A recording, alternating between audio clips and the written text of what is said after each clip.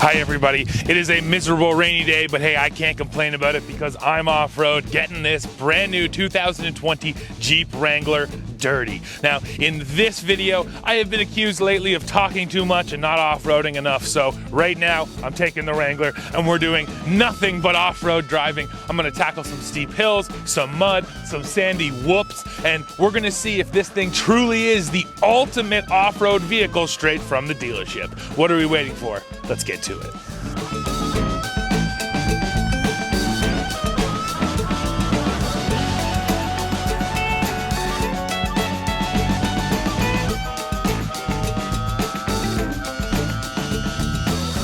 What you're looking at is one of the big reasons that makes this two-door Jeep so good and so fun off-road. It's Wheelbase. This is a little shorty Wheelbase, and I actually want to do up a graphic here for you to show you what this thing compares to, because if you're talking direct competitors, well, really you only have the Toyota 4Runner. That's only offered as a four-door, so it's a longer wheelbase.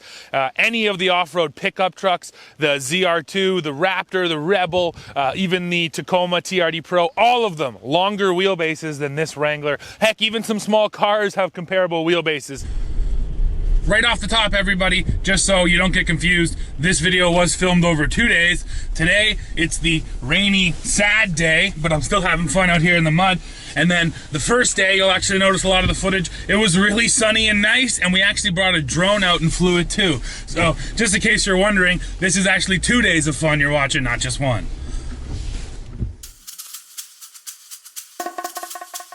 Oh yeah, check it out guys. The best top in the biz just got a whole lot better.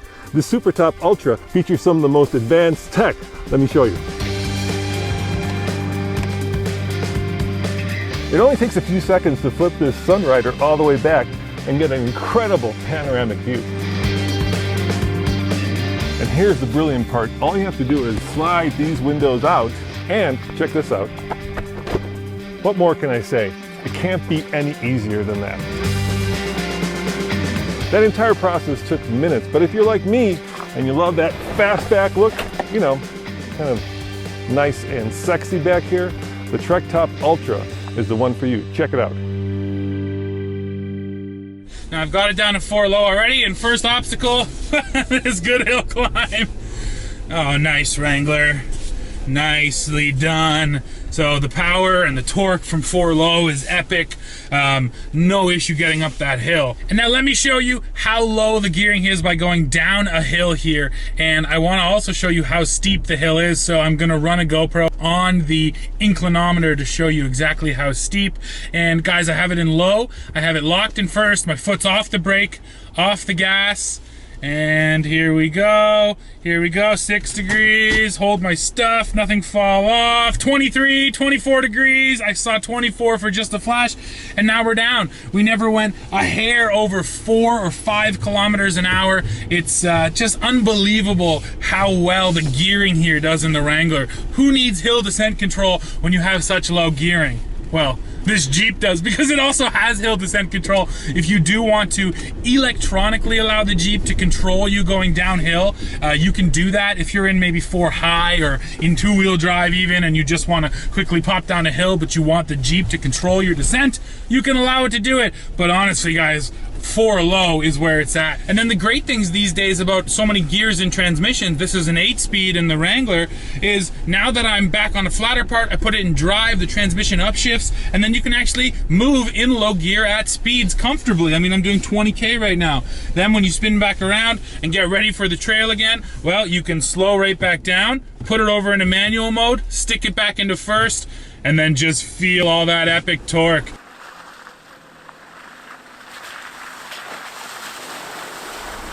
So now here comes a question. Let's see, in 4 low, I'm gonna make a sharp turn. Oh yeah, she crab walks pretty good, but you know what? It's not bad. At full lock, even in 4 low, let's see how it is in reverse. Yeah, you know what? The Wrangler turns really tight, even in low gear. A lot of times when you have things locked up in low, it doesn't allow you to turn like that. Now I have neither of my lockers connected though. That would change things. If I had my differentials locked up, it would not be nearly that easy. But I don't need my diff lock for this. I don't need the sway bar disconnected.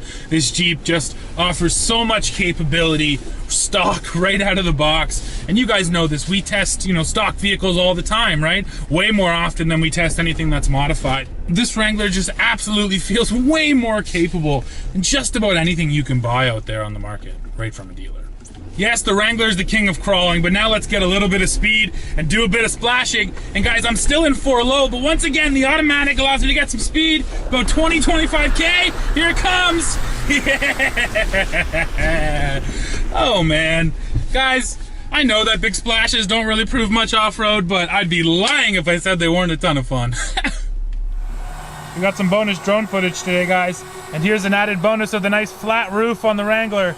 Landing pad. All right, everybody, continuing up the trail now. And again, it's a mix of mud, but there's actually a lot of rocks coming out, these big rock faces.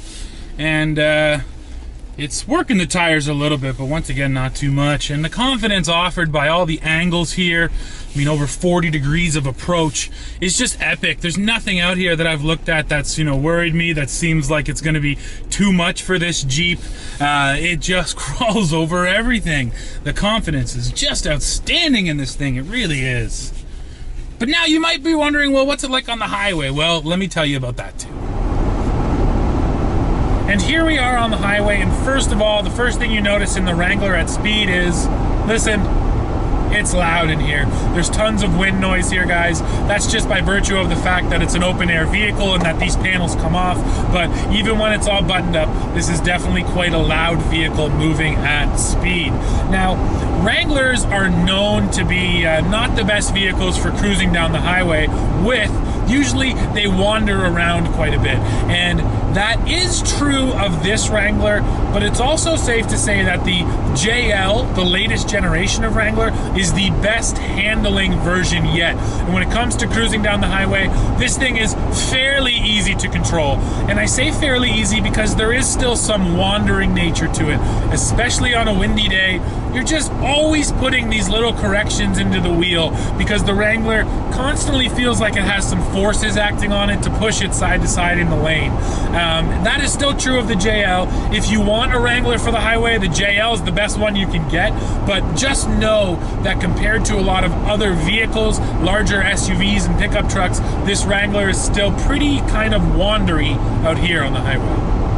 All of the creature comforts you can want out of a vehicle are here though. I have heated seats, a heated steering wheel, I have adaptive cruise control, I have a navigation system, the excellent Uconnect infotainment system on the 8.4-inch touchscreen. So you're really getting everything you'd want out of a modern day vehicle when it comes to technology here in this Rubicon.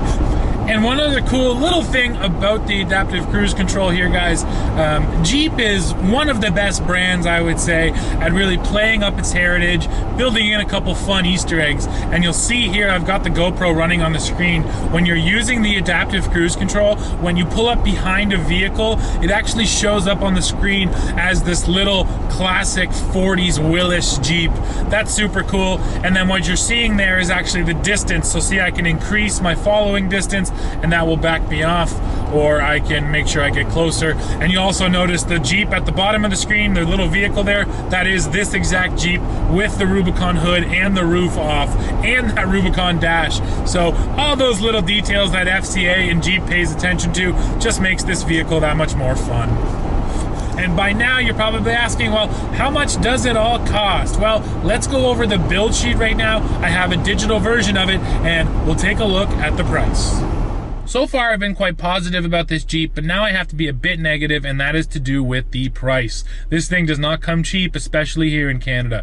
So here, I'll throw up the build sheet, and we'll go over it together. First of all, you can see this thing's finished in Bikini Pearl, and then the standard equipment. Now, that's a great list of really off-road focused standard equipment, things like Dana 44s and the Rock Track transfer case. Now, the optional equipment, I'm actually a little surprised at what are options on this Rubicon. I thought more more stuff would have been standard.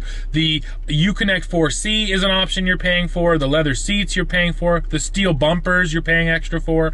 The 3.6 Pentastar with e-torque is $700. That brings along the 8-speed automatic for almost $1,800. So there's lots of stuff you have to pay for extra. Finally, you get to our total price of $65,625 here in Canada. So yes, this Jeep is certainly not affordable. Now let me go to the build and price tool and I'll duplicate it in the US and we'll see what it costs there.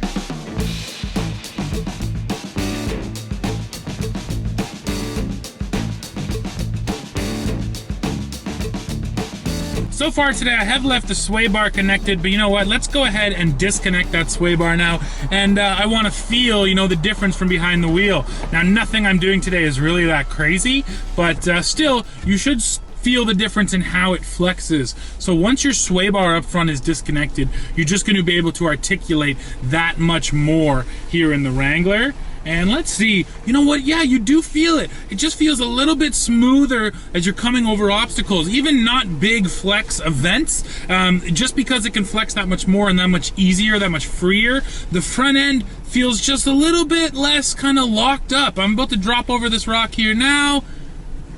Yeah, it's interesting. There really is just, like I said, more of a free sensation in the front end. It feels like it's just adapting to the terrain that much easier. So you know what, even if you aren't in extreme flex events, just unlocking that sway bar changes the way this thing feels on trail, and it definitely feels that much better. I mentioned earlier, I do get the inclinometer, the pitch and roll up here right in my gauges, which is nice, but there's another feature here on the Wrangler, which is off-road pages. Now, I've got my GoPro stuck on off-road pages so you can see while you're going down the trail, it gives you some relevant information. One of my favorites is steering angle, so you know exactly where your front wheels are, and not only does it give you the number, but it actually moves the wheel, so you can just see how much steering you've got locked in. If you are, you know, trying to get unstuck, or you've come to a stop and you just need to know exactly where your wheels are, I think that's a handy feature to have. Besides that, it's giving you status, so basically, you know, where your transfer case is, whether you're in 4 low, 4 high, which axles are locked up. Of course, I'm turning around now, there is a backup camera here. And then if you keep going through, you have accessory gauges. So that's basically just a bunch of relevant vehicle information, temperatures, oil pressure. So once again, if you're out on the trail and you're worried about some damage or you're worried about your vehicle overheating, you can monitor everything from there. And then finally, you can get the pitch and roll up on the screen. Tells you exactly what angles you're at, how steep something is. And then the other cool thing is it gives you your altitude and your specific location using longitude and latitude, which once again, little cool things that make this Wrangler feel so ready to go off-road. And not just ready to go off-road, but if you are out in the middle of nowhere and you find a cool obstacle, a cool feature, or maybe something beautiful and you want to mark it, hey, you can look down at your screen and say, this is exactly where that is. I'll make sure I get back here next time. So yeah, off-road pages definitely sets you up better to go off-road and makes it more fun. Here comes something a little different for a Wrangler. I'm gonna hit these whoops and see how it does. I got her in 4 high. Let's do it. It's actually pretty sandy here. And of course we do have upgraded suspension in this Rubicon. Nice! Yes! And I'm doing about 40 kilometers an hour right now, hitting these whoops, whoop, yes! Now, with the short wheelbase, you definitely do get a lot of bucking. Your front end hits and then basically right away, you feel your rear end pop up like that. So that's one function of the wheelbase. You get a longer wheelbase, it has the effect of really kind of smoothing out the trail, whereas this baby wheelbase, yeah, the front to back motion, you really do feel it aggressively. Honestly, guys, driving this thing fast and just hustling it around is so good because of this little baby wheelbase. It just feels so flickable and controllable. Oh, it's fun.